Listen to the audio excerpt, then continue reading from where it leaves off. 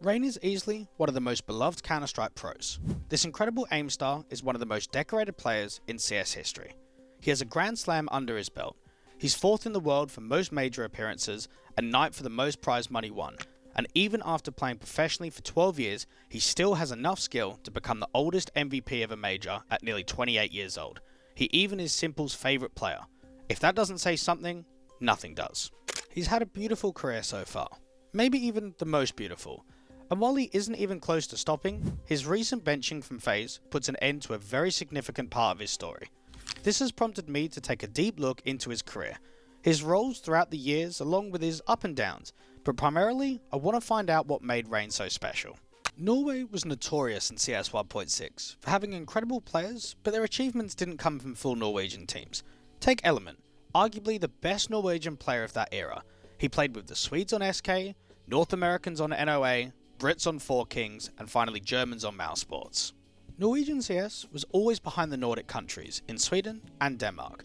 With all of the top Norwegian players competing outside of their local scene, it hurt the growth and the elevation for local up-and-coming players. By the time CSGO was released, all the old-school Norwegian pros like Element, Executor, Real, and BSL had all retired. It was time for a new generation of local players. A young and hungry footballer had his career ended by injury, and by around 8 years old, he was watching his brother play CS 1.4, and eventually got into playing the game. This was Rain. On the 5th of February 2013, the young 18-year-old joined PatrikZero. His CSGO journey kicked off strong with his debut LAN in Helsinki, snagging 3rd at Assembly Winter 2013 alongside Vendetta, a solid taste for the big stage. The follow-up Assembly event that year was average for the squad. Rain, however, was already showing his potential. By mid-2014, after a brief stint with PatrikZero that teased matchups against Scene vets but missed the ESM 1 Katowice major, he linked up with Rubino and Polly under London Conspiracy. Their first LAN was a total wipeout, but damn, they rebounded fast, qualifying for the ESL 1 Cologne major and dropping draws at Gfinity G3 by toppling iBuyPower, Epsilon, and even stealing a map off of Virtus Pro on LAN. Their success landed them in LGB, a well-known organisation at the time, and they qualified to another major, ESL 1 Katowice 2015.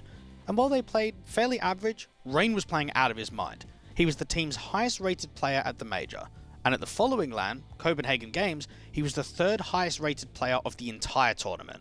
Where were you in May 2015? Well, if you were invested in the professional CS scene, then you'll remember the hype around the brand new Kinguin roster. 10 years ago, international lineups just weren't a thing.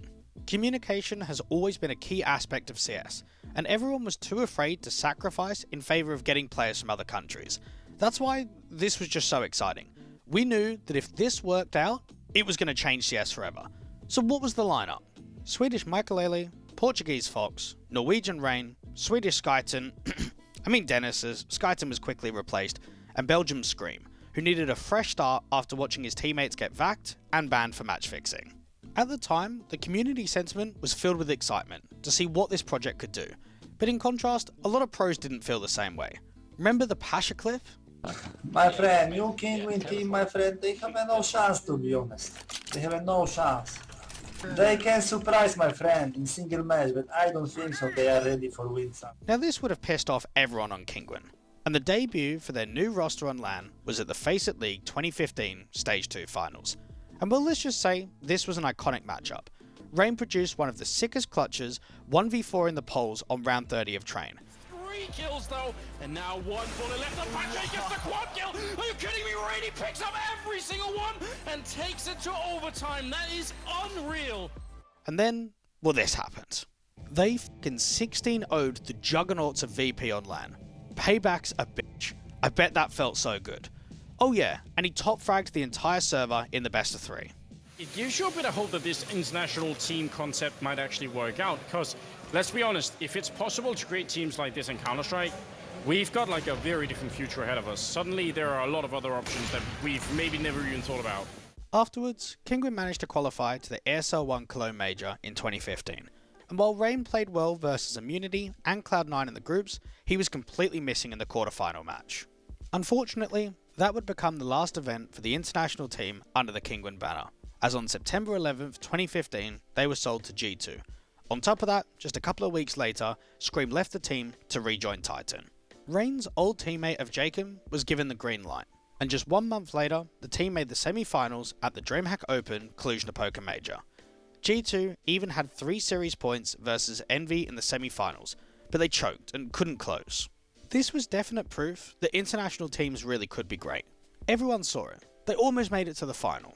Yet, despite this immense success, they had a big problem. The team was very inconsistent, and the biggest reason was Rain's individual performance. Under the G2 organisation, he played 27 maps on LAN and 59 maps online. On LAN, he averaged a .89 rating, and online he averaged a 1.15. That's the lowest rated player on the team on LAN, and then the highest rated player on the team online. This was definitely one of his darker periods. During his time on Kinguin and G2, he was a Mr. Everything type of player. He was sometimes the in-game leader, he did lurking, as well as entry fragging, and was incredibly strong in the late round and when it came to clutching. He was a complete player that could do any role that was asked of him. Michael said that he was never whining or screaming, a really calm player. He would never make stupid mistakes, but if he went missing, it would always heavily impact their performance. He was just playing total team play and calm and collected, and yeah, he's insane. He's by far one of the best players in the world. The struggles prompted roster changes, but there were also some issues behind the scenes. G2 owed the players money, so they wanted to leave and join another organisation for free, FaZe Clan.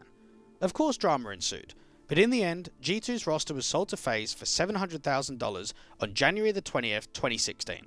G2 ended up repaying what was owed to the players, so that was good. But in-game, it wasn't going well for them at first. Their debut featured being grouped at 3 back-to-back LAN events, including the all-important Columbus Major. After the Major, Michael was told by FaZe staff and owners in a meeting that changes were needed, and it was his decision to either kick Fox or himself. How ridiculous. Michael didn't want to kick Fox, but what else are you going to do? Kick yourself? Michael told his manager, ZMB, this is bullshit, and left the team. This kept being a shaky period for them. Through multiple roster changes, it just wasn't working out. They kept trying for months, and finally, they struck gold. They signed Karrigan, and a while later, Nico. Yep, that Nico. Karrigan had played in 5 major playoffs before joining, and one of the first things he did to Rain when he joined the team was mould him into a different player on T-side, a more aggressive rifler. He went from being the long lurk on Dust 2 to the mid and short player, and on Cash, he previously lurked outside B, now he was the A individual. With Karrigan and Nico, FaZe became a title contender. The first 4 LANs in a row featured them making the grand final.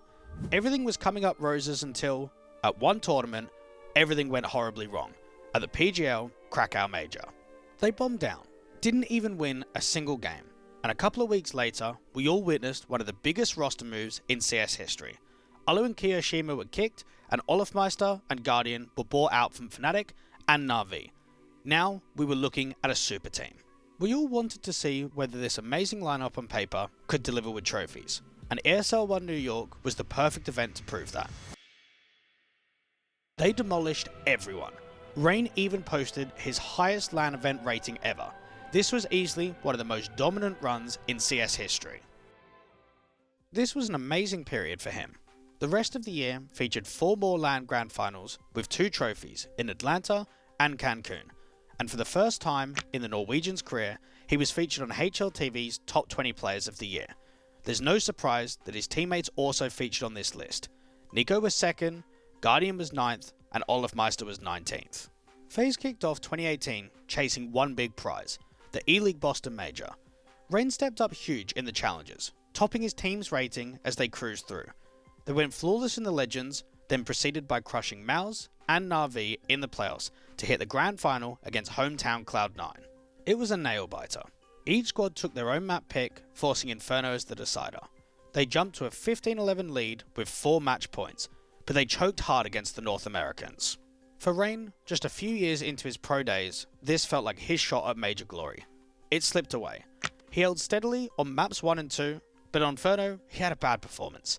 17 kills, 30 deaths. Was that on him, or the whole squad crumbling under pressure? You tell me. By April, Olofmeister took a personal leave of absence, and the team dabbled with using Exist and Chroman as stand-in options for the next few months, even adding more to the trophy cabinet with victories at IM Sydney and ESL 1 Belo Horizonte. Order was restored to FaZe's stand-in situation when Olofmeister returned, but the results were worse. The second half of the year only featured a top 8 at the London FaceUp Major and just a single LAN trophy.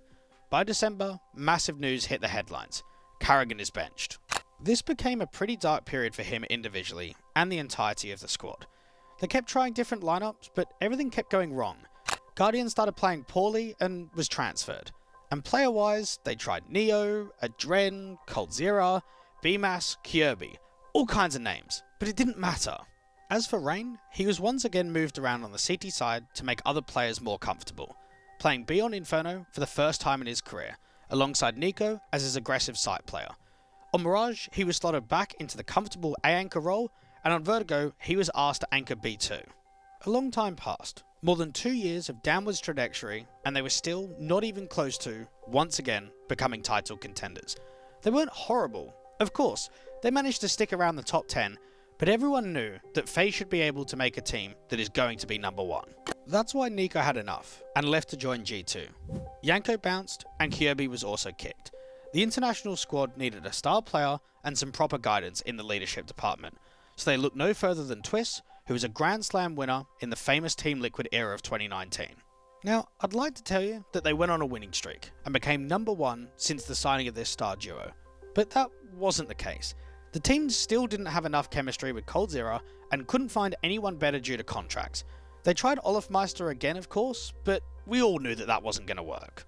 It was obvious to everyone Olofmeister was just a placeholder until they could get the right player at the right time. FaZe fans had their fingers crossed for another blockbuster signing, rather than another unknown tier 2 player or some washed ex-tier 1 individual like they've seen for the past few years. And on January the 3rd, Olofmeister was benched and replaced by Robs. The young Estonian rifler was world class and had played with Carrigan in 2019 and 2020 on Mousesports. They even won 4 trophies together. We all knew what this meant. They were now about to be a contender for the best team in the world. Their debut LAN was IEM Katowice, but it wasn't smooth sailing. Robs had to quarantine, so the Australian JKS stood in for him in their opening match versus Liquid. Robs returned, but as they reached the playoffs, Rain was now already quarantining, and he couldn't attend the playoffs in the arena, so JKS returned in his place.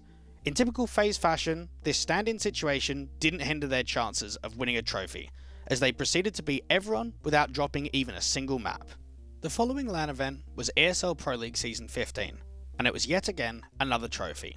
And with a good run in the EU RMR, Carrigan and co were going to the legend stage of the PGL Antwerp Major. After getting smashed by ENCE in the opening match, it was time to lock in, and they proceeded to farm B&E, Cloud9 and Copenhagen Flames to reach the playoffs. The internationals comfortably fended off NIP in the quarterfinals, and now they had to take on Spirit. Rain had one of his best performances so far in the major, and they were able to win without dropping a map. The Norwegian rifler was now playing his second ever major final. With Nightmares of Boston still looming, it was time to change history. He produced one of the best individual performances at the perfect time. He dropped 22 kills on Inferno and 30 kills on Nuke to win the series 2-0. Not only was he now a major champion, but also a major MVP, creating history as the oldest player to win a HLTV MVP of a major at nearly 28 years old, as well as the only Norwegian to ever win a major. FaZe followed up by winning IEM Cologne, going completely undefeated, only dropping maps in the grand final. He was tied with Twist as the highest rated player for the team. The beginning of 2023 featured a trophy at ESL Pro League Season 17, which completed FaZe's Intel Grand Slam, now the 4th team in history to claim the title. Unfortunately, the rest of the year was turbulent. However, the move from CSGO to CS2 couldn't have come at a better time, because immediately they won trophies at IEM Sydney, TWC, CAC, and a second place at Blast Premier Full Finals, in which Vitality ended their 18-match winning streak. The return to being the number 1 team in the world was easily regained. This was met with confusion though. Twist made it very clear before IEM Sydney that he wanted to return home to North America and left to join Team Liquid. A replacement was needed, and they looked at Frozen. Rain and Brokey would now be playing alongside the old Mouse core of Carrigan, Rops and Frozen that played together for nearly 2 years. Rain was also given many new positions on the CT side to accommodate Frozen into the team. On Inferno, he went from B to short or long. On Overpass, he was playing A toilets and would now be playing B short. On Vertigo, he went from ramp to B anchor, and finally on Ancient, he went from cave to B anchor. It would be fair to say that they were just unlucky in 2024. The team won just a single trophy, but placed second at both majors and even IEM Katowice.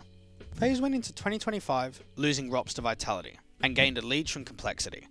Once more, Rain was selfless as he had to change a lot of his CT roles. He'd gone from playing short on Dust 2 to now anchoring B. From 2017 onwards, he had always been their pop player on Train, and now he was going to be a more aggressive A player. He had not done that since playing with guys like Kirishima and Alu. On Inferno, he went from short or long back to apps, and on Nuke, his outside was snatched as he returned back to defending door. But it seemed that Rops was just irreplaceable. FaZe were constantly getting grouped on LAN. They only managed to go deep in PGL events with weaker teams in attendance. By May, Brokey was benched, and Simple was brought in on a short-term loan from Na'Vi. The debut event with Simple was IEM Dallas, and Skull stood in for Rain, who had missed the event due to the birth of his second child. The following event was the Blast Austin Major, and to many people's surprise, not only did Simple still have it, but the team pushed their way to the quarterfinals, definitely over-exceeding expectations. With Simple's loan ending, the decision wasn't to look for a new AWPer, but to give Brokey another chance. Unfortunately, with a grouping at IEM Cologne and a last place exit at the Esports World Cup, more changes were required.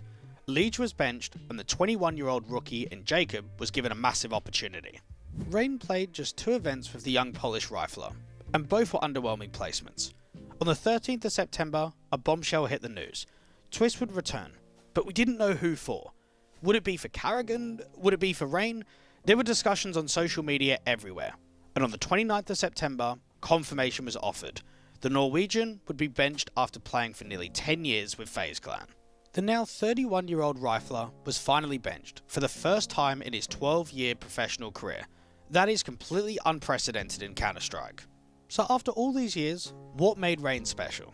Well, it's fairly straightforward, isn't it? He never had a massive ego.